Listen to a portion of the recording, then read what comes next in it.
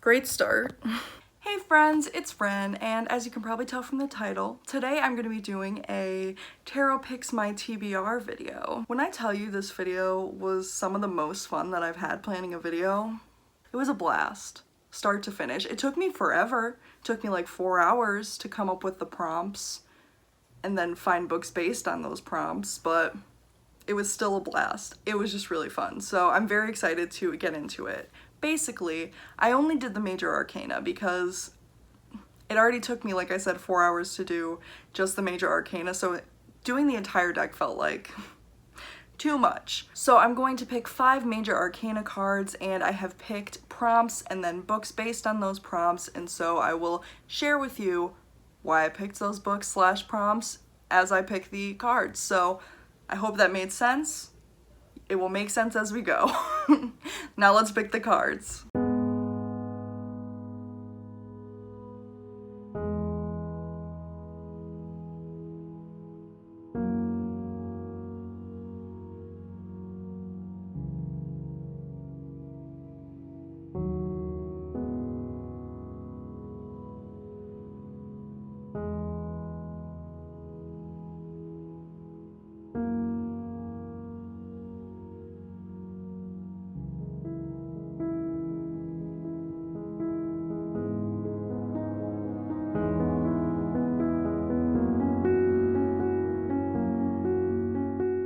Okay, interesting pulling I did there. So we have the High Priestess, we have the Hierophant, we have the Tower, we have Judgment, and we have the Star. So let's go over what books I'm going to be reading. First, for the High Priestess. The High Priestess is all about inner spirituality. It's about mysticism. I would say it's the most mystical card in the tarot deck. The High Priestess is all about looking inward and about seeing past the veil and seeing into mystical possibilities or mystical worlds that already exist that you may not know about. I feel like the perfect book for that is The Dream Thieves by Maggie Stiefvater. I just think that the Raven cycle in general coincides with this card extremely well. I was trying to do only books on my physical TBR for this, just so I can, read the books on my physical TBR, but the Raven Boys, the Raven cycle fits so well for this card that I can't ignore it. The Raven cycle is all about looking past what normal people see and into a space where supernatural stuff reigns, and that is this card to a T. So I'm very much looking forward to reading The Dream Thieves. Also, I know that this card has a lot to do with dreams, so it all works out perfectly. Next we have the Hierophant. The Hierophant is all about, similar to the High Priestess, all about religion, all about spirituality. There can be a mentorship deal to it, but I focus mostly on the fact that it is really the card of spirituality and religion. My initial idea was to pick a fantasy that had a strong religious aspect, but I realized that I've read most of the ones that qualifies for, so we're gonna be reading a book related to religion, and that is Mythology by Edith Hamilton. I know it's a bit of a stretch, but I feel like anything with a pantheon works, and this is about the Greek gods, so it fits. Actually it kind of matches too, I love that. I really had nothing on my physical TBR that fit, except for this, so please forgive me for not being perfect, but it is what it is. Next we have the dreaded Tower. Everyone is scared to get the Tower in any reading. If you know anything about tarot, if you just looking at it, that doesn't look good. So the Tower is about major change, major upheaval. A lot of times, not the best kind of upheaval, but nevertheless, it is about extreme change in one way or another. And nothing better represents that than revolution. So Enchanté takes place during the French Revolution, and that fits very well for the Tower card. The French Revolution was a very bloody revolution, a very tumultuous revolution, and so anything related to the French Revolution fits the Tower card very well. This is a YA fantasy. I know that there's magic involved, but mostly I've just picked it because of the connection to the Tower card, and the prompt was pick a book with a revolution, and here we go. Next we have the Judgment card. So the Judgment card is often confused for the Justice card, which is understandable because they're very similar cards. It's less logical than the Justice card, which usually considers facts.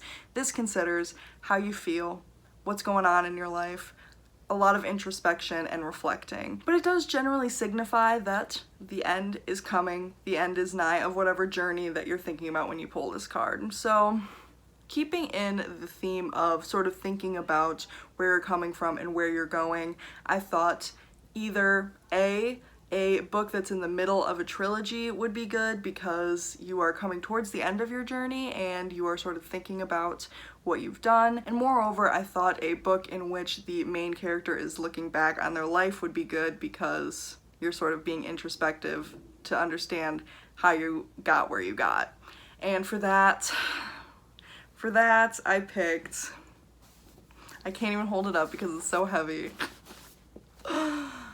The Wise Man's Fear by Patrick Rothfuss. It fits both of my ideas for prompts, and that is just a crying shame because I don't want to read this book.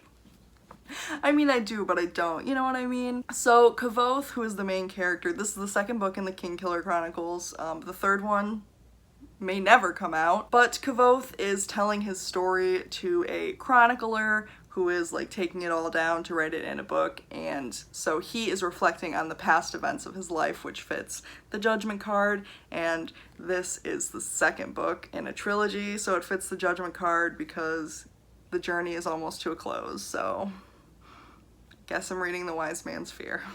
And finally, we have one of my favorite cards in the deck, especially to get in a reading because it's just the most pleasant maybe other than the Sun card, and that's the Star card. So the Star card is about rest, relaxation, rejuvenation, healing, opportunity. It's really the best card that you can get other than the Sun card when you're doing a reading. Like, I'm always delighted when I get the Star card because that means good things are coming my way.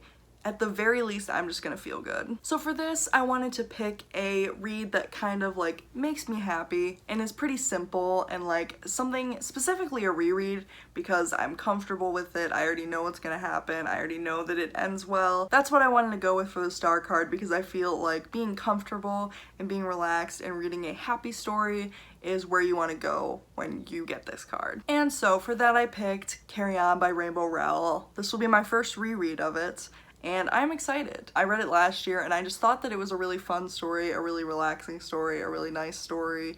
So I'm very much looking forward to rereading it. I was happy when I picked this card. I mean, I usually am happy when I pick this card, but I was happy because it's nice to reread things that you're comfortable in, you know? I'm looking forward to it. That is it for this video. I just had so much fun planning this out. I don't want to tell you guys all the prompts for all the cards because I might use this or do it again later, but it was fun. If you guys thought this video was fun or interesting in any way, please let me know.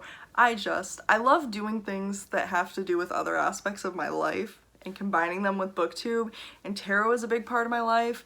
Just in general, that sort of like witchy spirituality is a big part of my life. So I was very excited to integrate it into my booktube channel. I'm really looking forward to July. We're in summer now. I know it probably maybe doesn't feel like it because of current situations, but I'm really looking forward to living it up in the sun.